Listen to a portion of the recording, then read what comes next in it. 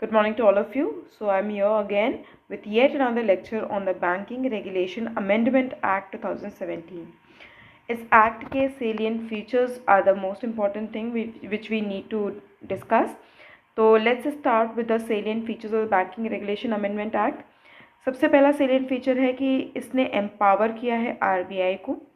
इसने और भी ज़्यादा अथॉरिटी दी है RBI को to supervise and regulate the banks effectively. Apart from it, it talked about the prompt corrective action, yani RBI now can identify banks with the NPAs and take corrective measures, and they can also make intervention at an early stage. Apart from it, they also talked about resolution and restructuring mechanism, yani bankruptcy or insolvency related or even potential failure of banks.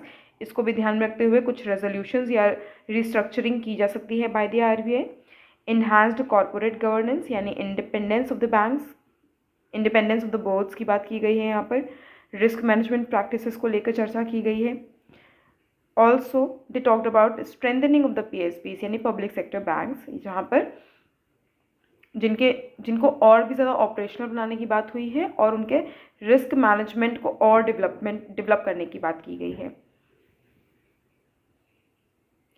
Now if we talk about the objectives of this banking regulation bill, तो सबसे पहला objective यही था कि banks को directions दिए गए for initiating insolvency proceedings against the defaulters, right. They also has laid down the directions on stressed assets. Apart from this, RBI के द्वारा एक कमेटी को फॉर्म करने की बात भी की गई जो बेसिकली क्या करने वाली थी, to advise banks on resolving stressed assets. अब ये जो बिल लाया जा रहा था इसकी एप्लीकेबिलिटी SBI के ऊपर भी एक्सटेंड की जाने वाली थी. ओवरसाइट कमेटी बनाई जाने वाली थी. एंड